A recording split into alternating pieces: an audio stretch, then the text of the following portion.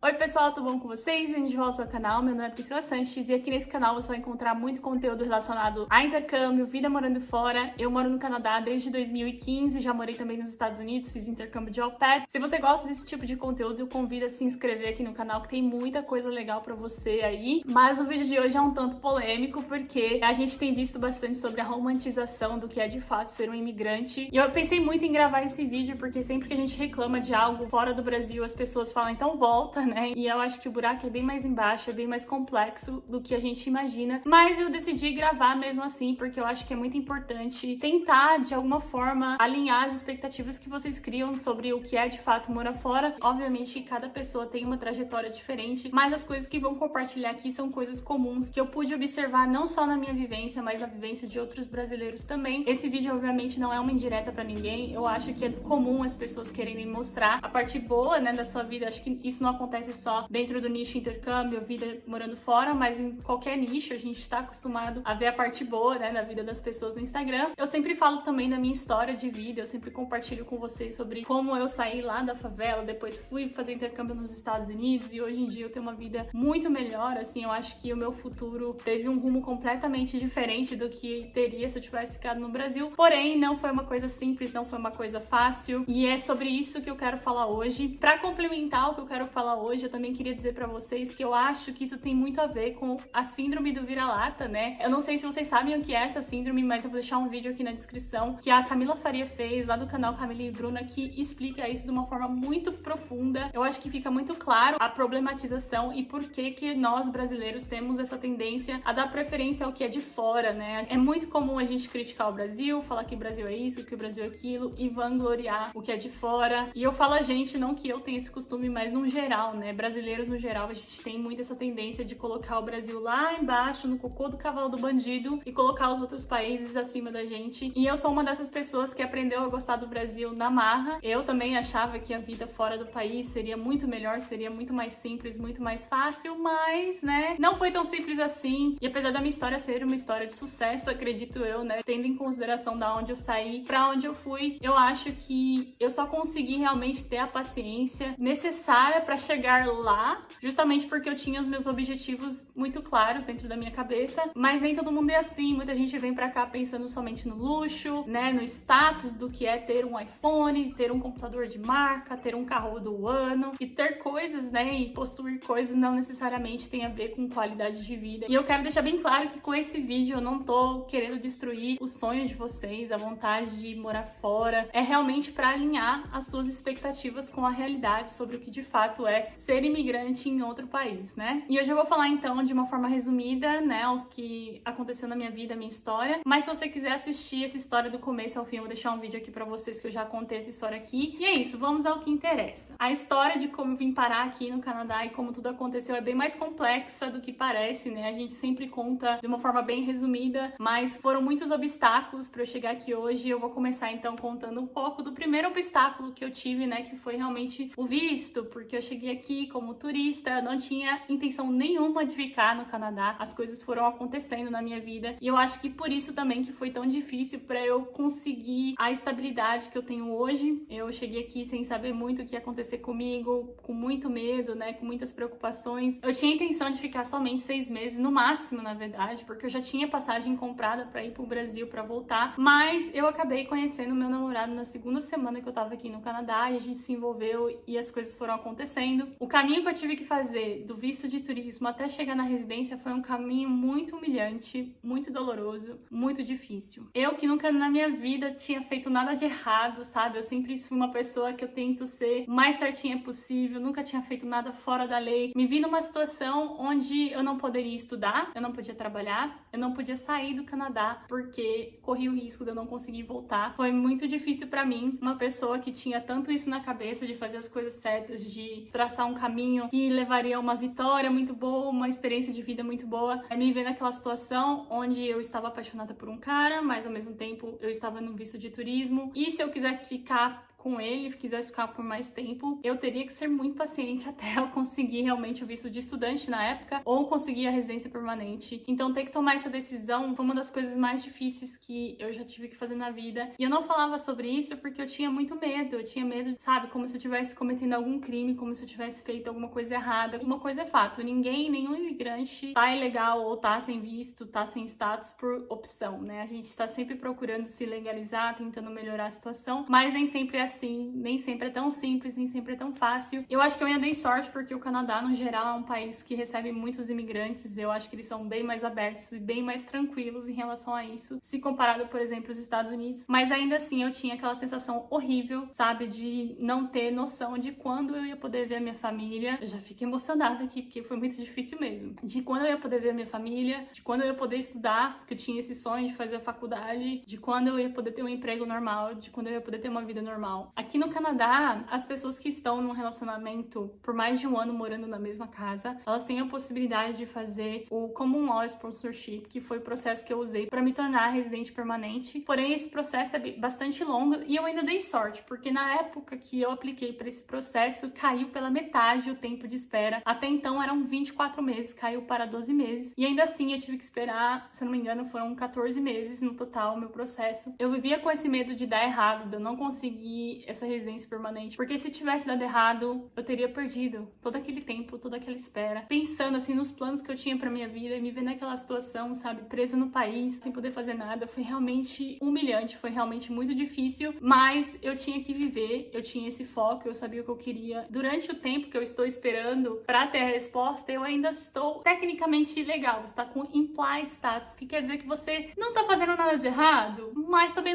não tá fazendo nada de certo, porque você nem deveria estar aqui com esse visto de turista. É basicamente isso. E, obviamente, eu precisava sobreviver, eu precisava continuar com a minha vida, mesmo dentro daqueles limites. Então, eu comecei a trabalhar como babá, eu comecei a trabalhar fazendo coisas pela internet, fazendo design gráfico para pessoas, eu comecei a editar vídeo, eu comecei a fazer muita coisa, comecei a criar conteúdo na internet. Tinha muito medo também de falar sobre isso, porque eu tinha medo de perder a possibilidade de conseguir a minha residência, porque tecnicamente você não pode trabalhar se você não tiver uma permissão de trabalho. Então eu tive realmente que esperar o processo ser finalizado, porque eu também fiz o processo com advogado por estar nessa situação tão delicada. Então eu gastei muito dinheiro com advogado, acho que foi quase $5.000 com advogado, mais o processo. O dinheiro que eu tinha guardado foi tudo para esse processo, só para eu ter o direito de estar aqui no Canadá, só para eu ter o direito de ir e vir, para eu poder visitar minha família, para eu poder finalmente fazer as coisas que eu tinha vontade de fazer. Foram 3 anos esperando pelo visto, mas nesses 3 anos eu trabalhei como babá, e depois que eu consegui a minha residência, eu continuei trabalhando como babá, porque aquilo me dava segurança, eu conseguia, tipo, pagar minhas contas, eu conseguia me virar, mas teve um dia em específico que eu realmente percebi que não era mais para mim aquilo, sabe? Graças a Deus, eu consegui fazer várias coisas ao mesmo tempo. Eu tinha esse trabalho como babá, mas eu já criava conteúdo aqui pro YouTube. Por conta disso, eu consegui fazer uma transição de carreira e trabalhar hoje em dia com o que eu gosto, graças a Deus. Mas não foi nada fácil. Teve um dia em específico que eu vou contar isso aqui, que eu trabalhava para uma pessoa que ela é muito famosa aqui em Montreal, porque ela trabalha numa área de comunicação, né? Ela trabalha com influencers diretamente e eu, sendo uma blogueirinha, morando em Montreal, sempre, né, pensava, pô, que legal, eu tenho esse contato com essa pessoa diário, né? Quem sabe um dia ela pode me ajudar nesse processo de adaptação. E eu só tô contando essa história pra vocês pra chegar no meu próximo ponto, que vocês vão entender. Mas aí teve um dia que ela fez uma festa pra vários influencers aqui de Montreal. E eu estava lá na casa, né, trabalhando como babá. E aí eu vi aquele monte de influencers chegando, imaginando quando eu ia ter uma oportunidade de estar num ambiente daquele, sabe assim? Tipo assim, sabendo de todo o meu potencial e estando ali naquele ambiente onde eu era invisível, sabe? Foi muito, muito difícil esse dia pra mim, foi o dia que eu falei assim, cara, ou você vai atrás do que você quer, ou você vai fazer isso pra sempre. Foi naquele dia que eu decidi que eu não ia mais trabalhar pra algo que não ia me aproximar do meu sonho, que era trabalhar realmente criando conteúdo e tudo mais. Foi o dia que eu realmente percebi que ou eu saía daquilo, que eu acho que é muito difícil fazer transição de carreira, porque a gente realmente consegue ter uma vida tranquila com um salário mínimo. Eu acho que esse é o grande X da questão. Mas eu acho que quando você trabalha em alguma coisa só pelo dinheiro, você realmente se desgasta muito. muito mentalmente. Hoje em dia eu ganho bem menos do que eu ganhava como babá, mas eu me sinto muito mais feliz. A minha afeição melhorou, tudo melhorou. Então, enfim, foi nesse dia que eu percebi que era a hora de arriscar, sabe? Mas por que eu toquei nessa história? Porque eu acho que volta também naquela coisa da síndrome do vira-lata que a gente tem de vangloriar aquilo que é de fora. Pega, por exemplo, vários criadores de conteúdos americanos que vão morar no Brasil, criar conteúdo no Brasil, falando em português. Como que eles crescem mais rápido do que uma pessoa brasileira? Tipo assim, a gente tem muito essa tendência de querer essa aprovação, né, de pessoas de fora. Então, quando a gente vê um gringo americano, uma pessoa que veio de um lugar de primeiro mundo, falando tantas coisas boas do Brasil, a gente vai lá, meu Deus, a gente teve a aprovação dele e fica lá batendo palma. Enquanto isso, a gente que é brasileiro tá aqui, ó, eu tava aqui criando conteúdo. Essa minha chefe, ela sabia de todo o meu conteúdo, ela inclusive me segue nas redes sociais e ela nunca pensou em me colocar numa posição ali, tipo, mesmo eu cuidando dos filhos dela, mesmo eu fazendo tudo, de verdade, gente, tudo que eu faço na vida, eu faço assim com muita paixão. Se eu for limpar o chão, eu vou limpar o chão que você vai poder comer no chão. Ela sabendo de todo o meu potencial como criador de conteúdo, o fato dela nem ter pensado em me convidar como influencer, né, realmente foi um tapa na minha cara, assim, sabe? Falou assim, ó, se coloca no seu lugar, sabe assim, você e nada aqui não faz diferença, sabe? Então, só pra colocar vocês numa perspectiva de como é mais difícil pra gente brasileiro estando aqui fora do que pras pessoas locais. Tinham meninas lá de seguidor comprado, tava na cara, inclusive a gente conversava sobre isso pessoalmente, né? Tipo, a fulana comprou seguidor. Mesmo assim, essas pessoas tinham mais respeito, né? Elas eram melhores do que eu por não sei por quê. Foi aí que eu percebi que realmente só dependia de mim, sabe? Que não adianta que imigrante aqui, a gente sempre vai estar em segundo plano. E eu fico pensando se fosse a situação contrária, sabe? Se fosse uma pessoa gringa trabalhando ali no Brasil como babá, tá tentando criar um network, com certeza a pessoa brasileira iria convidar essa pessoa e falar assim, ó, minha babá tem tantos seguidores, minha babá cria conteúdo pra internet também, além de trabalhar como babá, olha só que legal que ela faz, sabe? Mas realmente passei por invisível. Muitas pessoas falam assim, ai, o Canadá tem o SUS que deu certo, o Canadá tem, né, saúde pública, mas o Canadá tem saúde pública para pessoas que têm status. Então, eu estava ali, né, com visto de turismo e você como turista, você não tem direito nenhum, nada de serviço de saúde. Então, durante a minha espera, eu tinha muito medo, eu vivia com medo de ficar doente, eu vivia com medo de cair no chão, no gelo, sabe, assim, de escorregar e quebrar uma perna, porque se isso acontecesse comigo, a conta do hospital, eu não tinha condições de pagar. 3 anos da minha vida eu passei com medo. Tipo, basicamente foi isso. Então, ou seja, os problemas, eles não desaparecem. Quando você vem morar para outro país, os problemas apenas mudam. Você começa realmente a se questionar se aquela decisão foi a melhor, se aquela decisão foi a decisão certa, se você não deveria ter voltado pro Brasil, passado uma temporada, tentado outra forma. Você começa realmente a questionar suas escolhas. Muitas coisas que você nem imaginava que poderiam surgir ali no caminho, elas começam a aparecer e você começa a se questionar bastante. E por isso que eu falo que eu só consegui lidar com tudo isso porque eu tinha muito foco, eu sabia o que eu queria na minha vida, mas não foi fácil.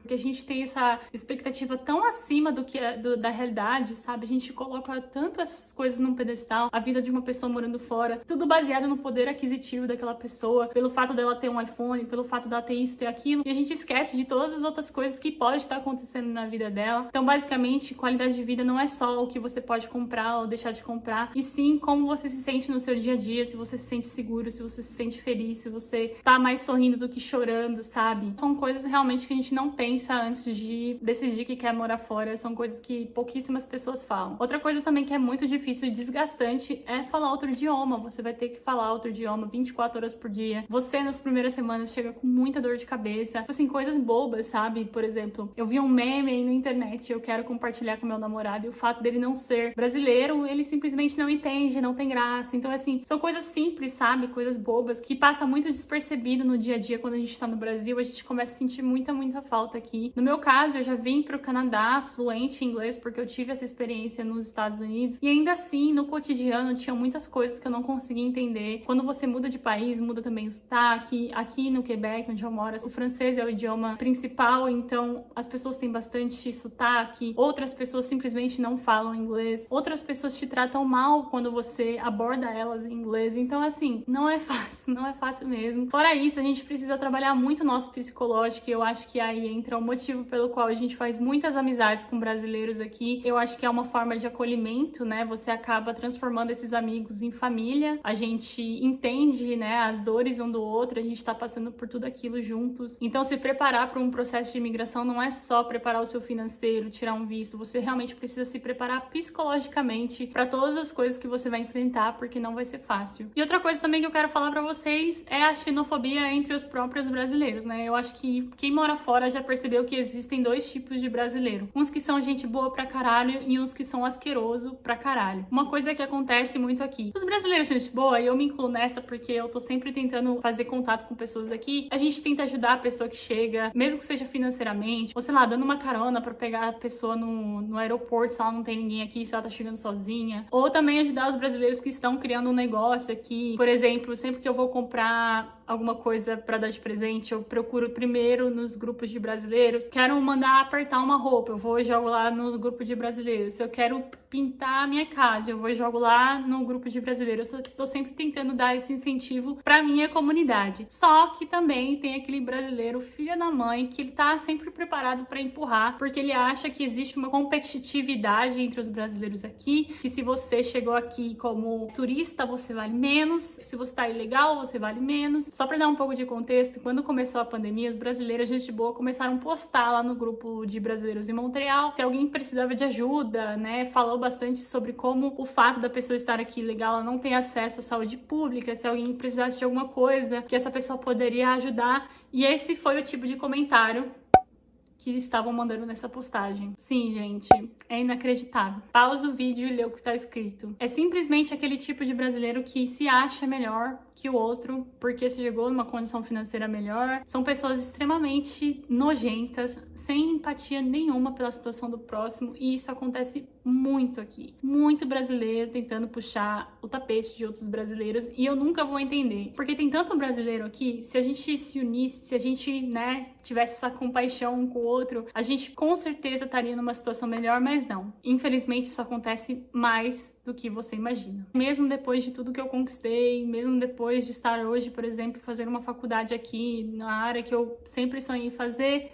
cansa muito. Cansa porque, independente de seu inglês ser o melhor, você sempre vai ver isso como uma barreira, sabe? Você nunca vai conseguir se expressar da forma que você gostaria. E, gente, eu moro 7 anos aqui, tá? Cansa porque tudo é mais complicado, demora mais. Cansa porque a gente tá longe da família, a gente vê nossa família unida ali, principalmente agora durante a pandemia, que nem tem a possibilidade de eu visitar eles. Então, cansa ver todo mundo junto e você faltando. Cansa não poder reclamar, porque se você reclama, você tá reclamando de barriga cheia, que a vida aqui é muito boa, que, né, não existe problemas. Cansa perder festinha de aniversário do sobrinho, o nascimento do filho de um amigo que você tem de infância. Cansa não poder estar perto da mãe quando ela mais precisa. De viajar, morar fora é muito legal, tem muita coisa boa, mas também é muito difícil. Eu acho que a maioria das pessoas aqui já fez uma viagem de um longo período, tipo 10 dias, 15 dias, e eu sei que todo mundo tem essa sensação. Quando você viaja para algum lugar, né, você não tá na sua casa, depois de alguns dias você já começa a sentir saudade de casa, você já começa a querer seu quarto, suas coisas. Imigrar é ter essa sensação sempre. Imigrar é você ir e nunca mais voltar. Fazer o que eu fiz na minha vida foi uma das coisas mais desafiadoras e difíceis que eu já fiz. Apesar de eu estar numa posição hoje que eu considero ter uma vida boa, eu tive que aguentar muita humilhação, eu tive que aguentar muita coisa calada, eu tive que aguentar a saudade de casa. É muito difícil mesmo você estar sozinho em outro lugar. E as pessoas simplesmente nunca vão entender, a não ser que elas passem isso na própria pele. E eu estaria mentindo pra vocês se eu não falasse que eu não questiono diariamente essa decisão, mesmo com todas as conquistas que eu tive até agora. Gente, eu parei a gravação porque eu percebi que eu tava olhando pro buraco errado, mas eu vou deixar assim mesmo, o que importa foi o que eu falei, não pra onde eu tava olhando. E eu vou finalizar esse vídeo falando pra vocês que o motivo de eu ter gravado tudo isso não foi pra tirar o sonho de vocês de morar fora. Muito pelo contrário, eu acho que eu tô tentando ajudar da melhor forma possível. Eu acho que é muito importante você vir com as suas expectativas alinhadas com a realidade, com o que de fato é ser imigrante, ser latino, morar num país norte-americano. E infelizmente eu sei que esse não é o tipo de conteúdo que vira realizo na internet. Mas se você quiser me ajudar compartilhando esse vídeo com alguma pessoa que você conhece, que tem esse sonho de morar fora e que tá super deslumbrada, achando que é tudo muito simples, que é tudo muito fácil, te convido a compartilhar esse vídeo para ajudar o maior número de pessoas possíveis, para ver se o YouTube entrega meus vídeos, né? E também queria convidar vocês a serem um pouco mais seletivo com o tipo de conteúdo que vocês estão consumindo na internet. Eu sei que é muito legal ver a parte boa, mas eu, no seu lugar, estando no Brasil, eu ia procurar por pessoas que realmente estão tentando passar a realidade, não só a parte boa. Óbvio que existem muitas partes boas, eu já comentei, já falei muito sobre elas aqui, mas também trazer vocês para a realidade é tão importante quanto. Então eu espero de verdade que a minha mensagem tenha ficado clara. Se você gostou do vídeo, já sabe, deixa o seu like, deixa um comentário, fala da sua experiência sendo um imigrante, fala o que você tem a adicionar nesse vídeo, eu acho que é muito importante essa troca. No mais, eu vou ficando por aqui. Um beijo e até a próxima. Tchau!